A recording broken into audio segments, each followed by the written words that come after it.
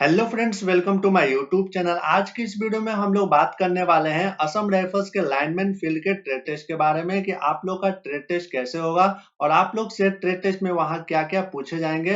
तो आप लोग को पूरी डिटेल से हम इंपॉर्टेंट क्वेश्चन आप लोग को बताने वाले हैं। बस आप लोग से रिक्वेस्ट है कि वीडियो को लास्ट तक देखिएगा। चैनल पर हैं तो चैनल को सब्सक्राइब कीजिएगा और अभी तक आप लोग हमारे टेलीग्राम चैनल को ज्वाइन नहीं किए तो जाकर ज्वाइन कर लीजिएगा वहां पर, क्योंकि जैसे ही कोई अपडेट आता है तो सबसे पहले आप लोग हम टेलीग्राम ग्रुप में बता देते हैं और इंस्टाग्राम पर भी आप लोग फॉलो कर सकते हैं, जिसका लिंक आपको नीचे डिस्क्रिप्शन में मिल जाएगा। चलिए हम लोग सबसे पहले हम लोग बात करते हैं कि लाइनमैन फील्ड। आप लोग लाइनमैन फील्ड के लिए ट्रेड टेस्ट देने जा रहे हैं तो आप लोग को मालूम होना चाहिए कि लाइनमैन आखिर होता क्या है और इसका काम क्या होता है। देखिए, आप लोग लाइनमैन लाइनमैन से ही आप लोग को समझ में आ रहा होगा। लाइन मैन यानी कि जो इलेक्ट्रिसिटी का काम करता हो और इलेक्ट्रिसिटी के इक्विपमेंट का रिपेयर करता हो और उसके इंस्टॉल इंस्टॉल करता हो, तो वही सब काम आपका लाइनमैन में होता है। अब इसमें आपके क्या क्या क्वेश्चन पूछे जाएंगे, आपको सारा डिटेल से हम बताने वाले हैं। सबसे पहला तो आपको इलेक्ट्रिक फ्यूज के बारे में मालूम होना चाहिए। देखिए, जो आपके जितने भी इलेक्ट्रिकल आपके ट्रेड हैं उन सभी में इसी टॉपिक से ज्यादा क्वेश्चन पूछा जाता है। जो जो आज हम टॉपिक आपको लाइनमैन फील्ड के लिए करवाने वाले हैं और भी आपके जितने भी इलेक्ट्रिकल फील्ड ट्रेड हैं उनमें भी आपके इसी से रिलेटेड आपके क्वेश्चन पूछे जाते हैं। बस कुछ आपके टॉपिक जैसे वेव हो गया, लाइट हो गया, सिग्नल है, इन सभी वो बस उसमें आपका एक्स्ट्रा हो जाता है। बाकी सब इलेक्ट्रिकल जो आपके ट्रेड है उन सभी में आपके इसी से रिलेटेड क्वेश्चन पूछे जाते हैं। तो सबसे पहले हम लोग इलेक्ट्रिक फ्यूज के बारे में बात करते हैं कि इलेक्ट्रिक फ्यूज आखिर होता क्या है।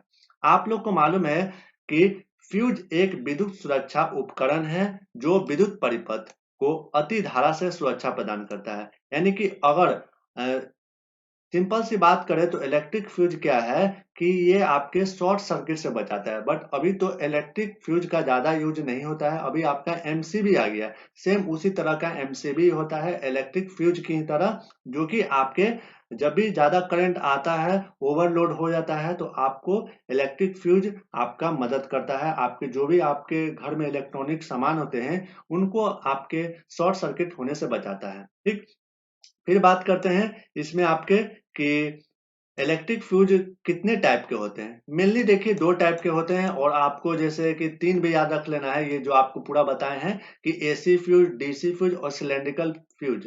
पहले ही आपको बता दिए कि अभी इसका ज्यादा यूज होता नहीं है, बट आपको इसके बारे में मालूम होना चाहिए। वहां पर आपसे अगर पूछ लिया जाए कि इलेक्ट्रिक फ्यूज क्या होता है तो आपको बताना है। और इस कितने टाइप के होते हैं, मेनली आपके दो टाइप के होते हैं, एसी फ्यूज और डीसी फ्यूज। वैसे आपको सिलेंड्रिकल फ्यूज भी याद रखना है कि सिलेंड्रिकल फ्यूज भी फ्यूज का एक टाइप्स है। आगे बात करते हैं, आगे है आपका मोटर। मोटर तो आपको इलेक्ट्रिक मोटर तो आप लोग देखे होंगे, नहीं देखे तो आप लोग देख सकते हैं यहाँ पर फिगर में किस तरह का होता है इलेक्ट्रिक मोटर।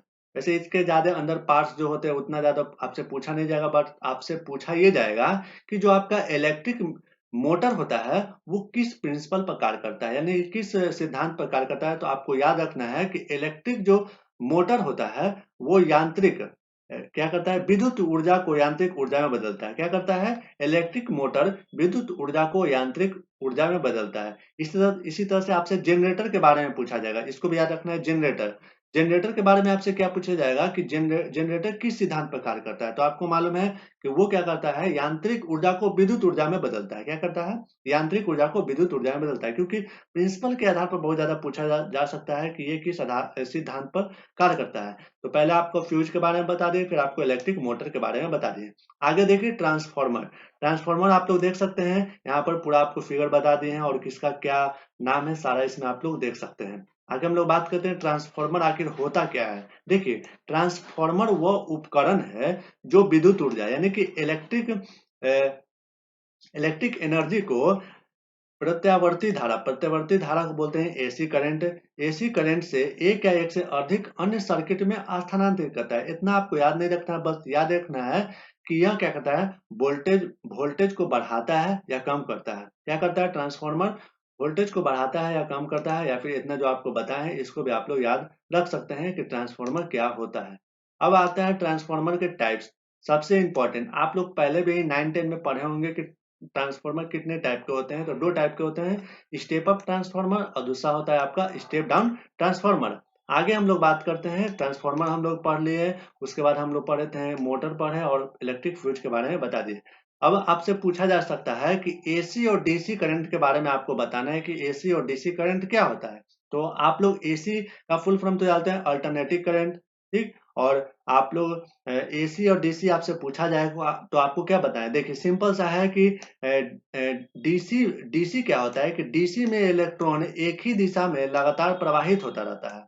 और एसी में क्या होता है, एसी एसी में इलेक्ट्रॉन आगे और पीछे की ओर दिशा बदलते रहते हैं। बस यही दो चीज याद रखना है कि डीसी में इलेक्ट्रॉन जो है वो एक ही दिशा में प्रवाहित होता है, और जबकि एसी में अल्टरनेटिव करंट में इलेक्ट्रॉन आगे पीछे की ओर दिशा आपके बदलते रहती है। तो यही दोनों चीज आपको याद रखना है बस, कि एसी और डीसी अगर आपसे वहां पर पूछा जाए तो आपको यही पर बताना है। अब देख सकते हैं ये आपका एमसीबी है। आप लोग को हम शुरू में बताएं कि एमसीबी का आप लोग के घर में भी ज्यादा यूज होता होगा अब, क्योंकि ये थोड़ा अच्छा होता है। पहले आपके जो फ्यूज होते थे, जो आपका फ्यूज होता है ना, वो अब आपका ज्यादा यूज नहीं होता है। अभी आपका करंट में सबसे ज्यादा आपका एमसीबी ही यूज होता है। एमसीबी का आप लोग फॉर्मूला आप लोग देख सकते हैं क्या होता है कि ये तो आप लोग मालूम नहीं होगा तो आप लोग याद रख लिया कि एमसीबी का फॉर्मूला क्या होता है। मिनिएट्यूड सर्किट ब्रेकर एमसीबी का फॉर्मूला होता है। और एमसीबी का कार्य तो हम लोग जानते हैं कि ये आपके शॉर्ट सर्किट से आपको बचाता है। ओवरलोडिंग अगर आपके ज्यादा हो जाते हैं ओवरलोड, तो आपको ये एमसीबी आपका बचाता है। आपके जितने भी इक्विपमेंट, आपके इलेक्ट्रॉनिक, आपके घर में सामान है, उनको ये बचाता है एमसीबी, ठीक। अब आप लोग को एक बता देते हैं वायर के बारे में। वायर से भी रिलेटेड आपसे क्वेश्चन पूछे जा सकते हैं कि वायर वायर वायर आपके कितने टाइप के होते हैं। वायर कितने टाइप के होते हैं तो आपको याद रखना। देखिए वायर जो आपके घरेलू जो आपके नॉर्मल आपका जो ज्यादा यूज होता है, उपयोग किया जाता है, वो तीन टाइप का। एक है अर्थ वायर, एक है आपका लाइव वायर, और एक है आपका न्यूट्रल वायर। फिर उसमें आपके वायर से रिलेटेड क्या पूछे जाते सकते हैं कि जो बिजली का तार होता है, बिजली का जो तार होता है वो आपका किसका बना होता है। बिजली का तार किसका बना होता है, आप लोग को याद रखना है, एल्युमिनियम या तांबा का बना होता है बिजली का तार। और एक और बात, जो विद्युत तार के अंदर जो अंदरूनी हिस्सा होता है, विद्युत तार के अंदर के अंदरूनी हिस्सा को क्या बोलते हैं, कोर बोलते हैं। क्या बोलते हैं, तार के अंदर के अंदरूनी हिस्सा को हम लोग कोर बोलते हैं। किसके, तार के जो अंदरूनी हिस्सा होता है उसको कोर बोलते हैं, और जो आपका तार बना होता है एल्युमिनियम या तांबा के बने होते हैं, ठीक। तो टोटल बात आप लोग क्लियर हो गया। तार के बारे में आपको बता दिया। वायर से रिलेटेड आपसे अगर पूछा जाए तो आपको यही जवाब देना है। और एमसीबी के बारे में भी आपको बता दिए, जनरेटर बताएं। और यहाँ पर आप लोग देख सकते हैं कि जो आपके इक्विपमेंट यूज होते हैं आपके इलेक्ट्रिक में, वो सब आपको टूल्स टूल्स के नाम आपको याद होना जरूरी है। तो आप लोग देख सकते हैं ये सारे टूल्स के नाम है, आपको देख लेना है कि किसको क्या बोला जाता है। वहां पर आपसे कोई काम कराया नहीं जाएगा, बल्कि आपसे क्वेश्चन पूछा जाएगा ओरली। तो इसलिए आप लोग इस जितने भी आपको इक्विपमेंट ये आपको दिखाई दे रहे हैं, इन सभी इक्विपमेंट को आपको देख लेना है कि किसको क्या बोला जाता है, ठीक।